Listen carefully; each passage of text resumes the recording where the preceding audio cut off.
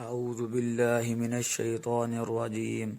بسم الله الرحمن الرحيم.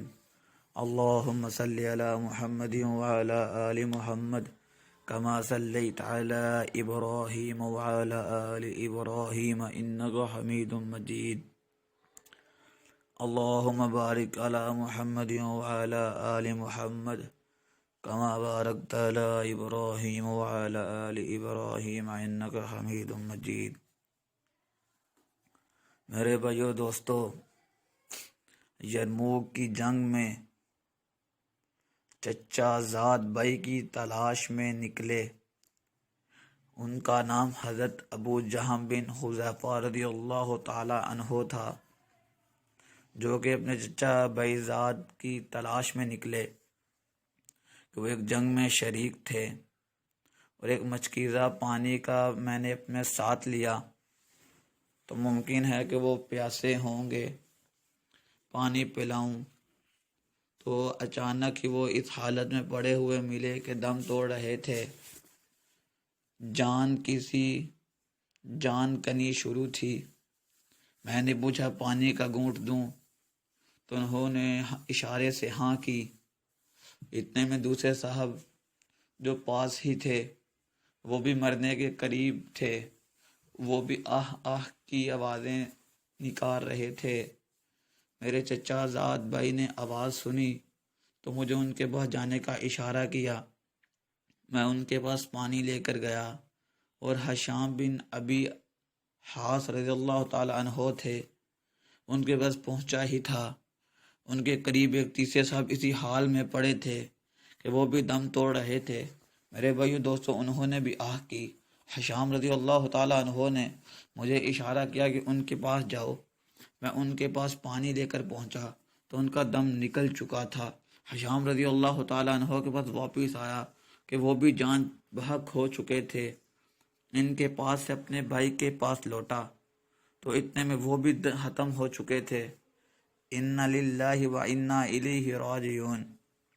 میرے بھائیو دوستو، یہ دیکھو انتہا کی اثار. اپنے بھائی تو دم توڑ رہا ہے اور پیاسا ہو، ایسی حالت میں کسی دوسرے کی طرف توجہ کرنا بھی مشکل ہو جاتا ہے. لیکن یہ صحابہ اکرام کا اثار تھا کہ ایک کو اس کو پیاسا چھوڑ کر دوسرے کو پانی پلانا چاہیے. وہ اس لیے مرنے والوں کی روحوں کو اللہ جل شانہ اپنے لطف و فضل سے نوازتے ہیں کہ مرنے کے بعد بھی جب ہوش و حواس سب ہی جواب دے دیتے ہیں، اور یہ لوگ ہمدردی میں جان دیتے ہیں. میرے بھائی دوستو، اسی طرح حضرت ابن عمر رضی اللہ تعالی عنہ کے بارے میں آتا ہے کہ ایک صحابی کو کسی شخص نے بکرے کی سیری ہدیہ کے طور پر دی.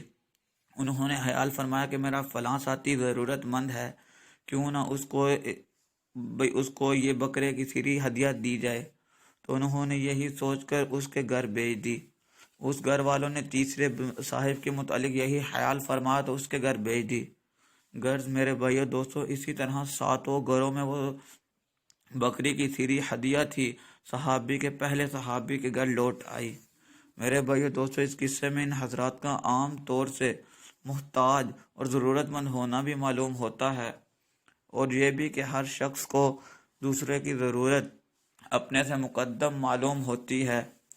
میرے بھائیو دوستو، یہ تھا صحابہ اکرام کا اثار کہ اپنے بہن بھائیوں، اپنے رشتہ داروں، اپنے عزیزوں اقارب کا کتنا خیال رکھتے تھے. کہ میرے بھائی دوستو، اگر آج بھی ایسا نظام قائم ہو جائے تو اللہ تعالیٰ سب کو سورج کی طرح چمکا کر دکھاویں گے، جیسے اللہ رب العزت کی ذات نے صحابہ اکرام کو سورج کی طرح چمکا کر دکھایا. میرے بھائی دوستو، سب سے پہلے مقدم دوسرے کا حق رکھا جائے. ایک چیز تو وہ ہے جو کھانی ہی ہے، تو بہتر ہے کہ کوئی دوسرا کھا دے. ایک دوسرے کو ہدیہ کرنے کا ثواب دگنا ہو جاتا ہے. وہ اللہ رب العزت کی ذات دینے والی ہے. وہ اللہ رب العزت کی رضا سمجھ کر دوسروں پہ خرچ کرنا بہت بڑا عمل ہے. صحابہ کی سنت ہے، انبیاء کی سنت ہے. میرے بھائیو دوستو، ہم بھی سب ایسے کرنے والے بن جائیں. سب سے پہلے دوسروں کا حق ادا کیا جائے. جو آپ کو نہیں دے رہا اس کو دیا جائے، جو آپ کو گالیاں دے رہا ہے اس کو دعائیں دی جائیں. میرے بھائی اللہ پاک سے دعا ہے ہم سب کو عمل کرنے کی توفیق عطا فرمائے. آمین والسلام.